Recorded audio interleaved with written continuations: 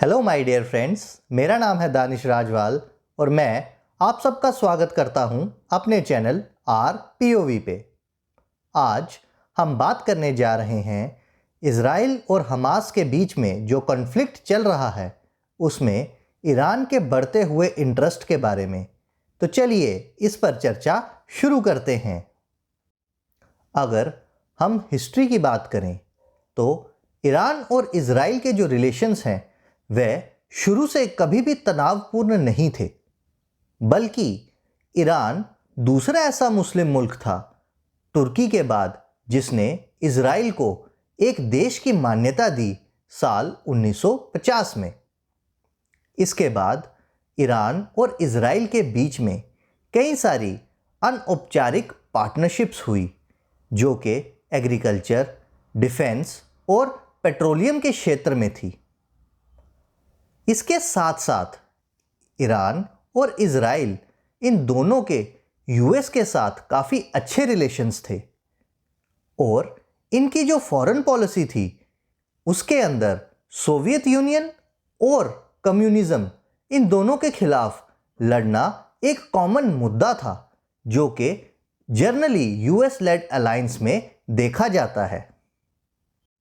लेकिन साल 1979 आते आते उस समय के ईरान के शाह मोहम्मद पहलवी के अगेंस्ट एक रेवोल्यूशन खड़ा हो गया।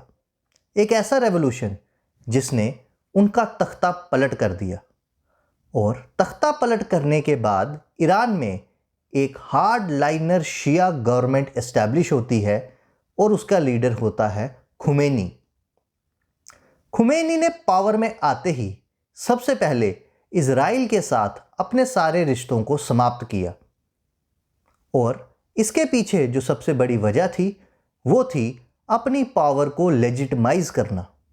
साथ में खुमैनी ये चाहता था कि वह ईरान को मुस्लिम ब्रदरहुड में एक जगह दिला सके, एक रिस्पेक्टफुल प्लेस दिला सके और उनका लीडर बन के उभर सके।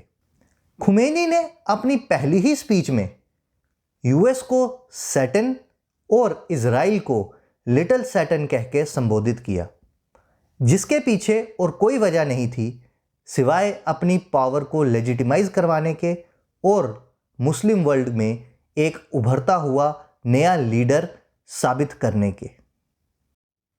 इन सभी इल्ज़ामों और एक्शंस के बाद एक दूसरे पर जो ईरान और इज़राइल ने लिए, ये दोनों मुल्क एक दूसरे के दुश्मन बन गए। हालांकि ईरान का जो मेन फोकस था वो था एटॉमिक पावर बनना, और वो भी ज़्यादातर इसलिए ताकि वह इज़राइल को दुनिया के नक्शे से मिटा सके। लेकिन इज़राइल ने हर कदम पर ईरान को रोका। कभी इज़राइल ने ईरान पर डायरेक्ट एयर स्ट्राइक्स की जो कि उनके न्यूक्लियर ठिकानों को समाप्त करने के लिए थी, और कभी उनके साइंटिस्ट्स को डराया और धमकाया ताकि वह आगे काम ना करें। और जब ईरान को ये पूरे तरीके से पता चल गया कि वह इज़राइल का सामना सीधे रास्ते से नहीं कर सकता, तो ईरान ने दूसरा रास्ता अपनाया और उस दूसरे रास्ते के थ्रू इज़राइल के प्रति ईरान ने अपनी प्रॉक्सीज शुरू कर दी। और इनमें से दो सबसे बड़ी प्रॉक्सीज हैं हमास और लेबनान का जो एक ग्रुप है टेररिस्ट जिसको हम कहते हैं हिजबुल्लाह। ये दोनों प्रॉक्सीज ईरान ने स्पेसिफिकली इज़राइल के अगेंस्ट बनाई ताकि वह इज़राइल को कहीं ना कहीं हार्म पहुंचाता रहे।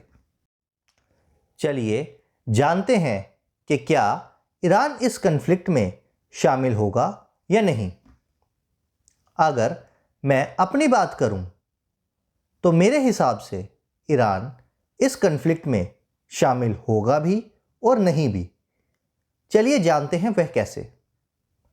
ईरान डायरेक्टली तो इस कन्फ्लिक्ट में कभी भी शामिल नहीं हो सकता, जिसके पीछे सबसे बड़ी वजह है ईरान और इज़राइल के बीच का डिस्टेंस। ये दोनों देश एक दूसरे के साथ बॉर्डर शेयर नहीं करते, जिसकी वजह से ईरान को अपनी फोर्सेस इज़राइल तक लेकर पहुंचना बहुत ज़्यादा मुश्किल है। और अगर ईरान ऐसा करता भी है तो उसके ऊपर सैंक्शंस लगेंगे जो कि उसकी इकोनॉमी के लिए इस समय के हिसाब से बिल्कुल अच्छे नहीं हैं, क्योंकि वह पहले से ही कई सारे सैंक्शंस से जूझ रहा है। लेकिन इनडायरेक्टली या कहें पर्दे के पीछे से ईरान अपनी प्रॉक्सीज के थ्रू इस जंग में शामिल है। वो ऐसे कि ईरान हिजबुल्लाह और हमास दोनों को वेपन्स और साथ में ट्रेनिंग प्लस पैसे की मदद करता आ रहा है, और ये भी हो सकता है कि वह इन दोनों को और भी ज़्यादा बढ़ा दे ताकि इज़राइल को और ज़्यादा क्षति पहुंच सके।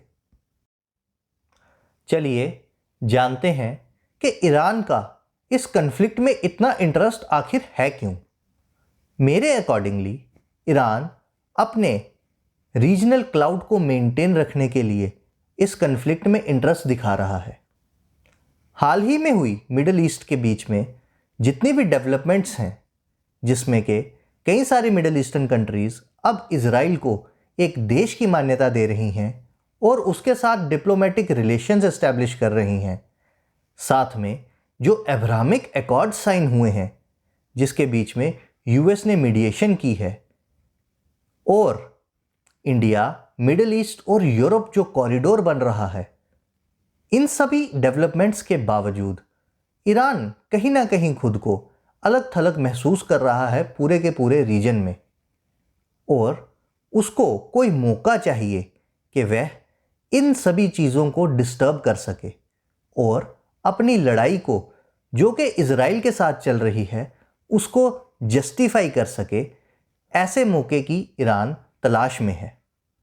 इसके साथ ईरान कई सारी चीज़ें हासिल करेगा, जिसमें सबसे पहले अपनी इम्पोर्टेंस को मेंटेन रखना।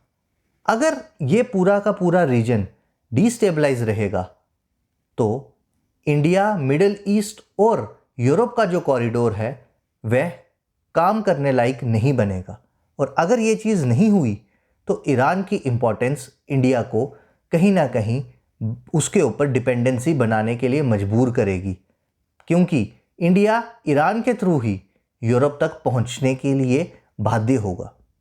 साथ में अगर मिडिल ईस्ट के बीच में शांति हो गई तो ईरान अपनी प्रॉक्सीज का क्या करेगा, वह लीडर की तरह कैसे उभर पाएगा। तो मेरे हिसाब से ये सभी फैक्टर्स की वजह से ईरान इस कन्फ्लिक्ट में कहीं ना कहीं अपना इंटरेस्ट जो है वह दिखा रहा है, और इसके पीछे और कोई वजह नहीं लगती। अगर आपको हमारा ये वीडियो पसंद आया तो वीडियो को लाइक कर दीजिए, हमारे चैनल को सब्सक्राइब कर दीजिए और बेल आइकन ज़रूर दबाइए। और अगर नहीं तो हमें कमेंट सेक्शन में बताएं कि हम अपने वीडियोस को और किस हिसाब से इम्प्रूव कर सकते हैं। तब तक के लिए जय हिंद।